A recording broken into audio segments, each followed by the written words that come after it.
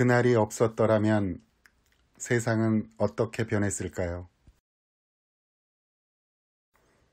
그런 일이 없었다면 지난 역사에서 40년간 독재수구 정권의 시간이 없었더라면 이 나라는 어떤 기회의 역사가 만들어졌을까요?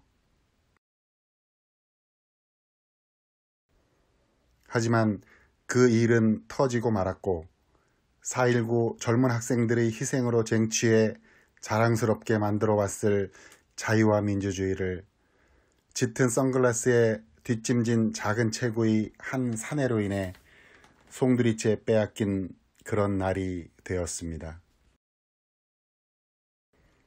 1961년 바로 오늘 5월 16일 통한의 역사를 기억하기 싫어서 마주하기 싫어서 회피하고 안주한다면 저들은 언제든 다시 기회를 노릴 것입니다. 그 일은 실제로 그의 딸로 인해 재현될 뻔한 아찔한 순간이 있었습니다.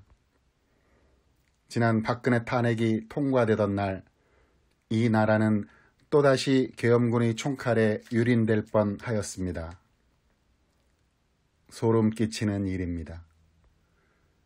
대를 이어 혁명, 그들은 그것이 나라와 국민을 위한 구국의 결단이라고 믿는 이해하지 못할 해괴한 족속들입니다. 세상이 달라졌다고 안심할 수 없으며 요즘이 어떤 세상인데 말도 안 되는 일이라고 치부할 현실이 아닙니다.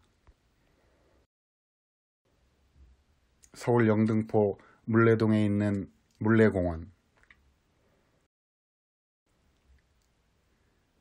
그곳은 대한민국 수도 서울을 방위하기 위해 만들어진 수도군단 사령부가 창설된 곳입니다.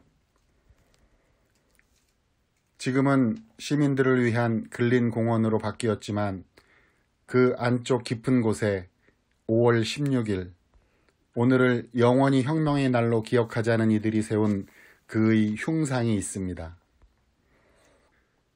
군복과 군모를 쓴 모습 그대로 군이 정권을 창탈하여 민주주의 토대의 싹을 자르고 적을 향해 나라를 지켜야 할 사람들이 탱크와 장갑차를 앞세워 국민과 나라를 유린한 구테타의 주역이 당당한 듯 자리 잡고 있습니다.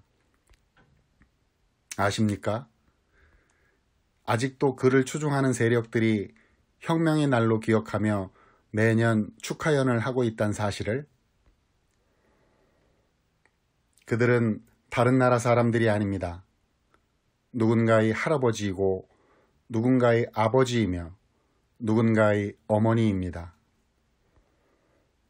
이들 손에 태극기를 쥐어주고 그와 그의 딸을 신격화하여 추앙케 하는 세력들이 호시탐탐 권력 찬탈의 기회를 다시 엿보고 있다는 비현실적이며 악마 같은 사실입니다. 우리는 기억해야 합니다.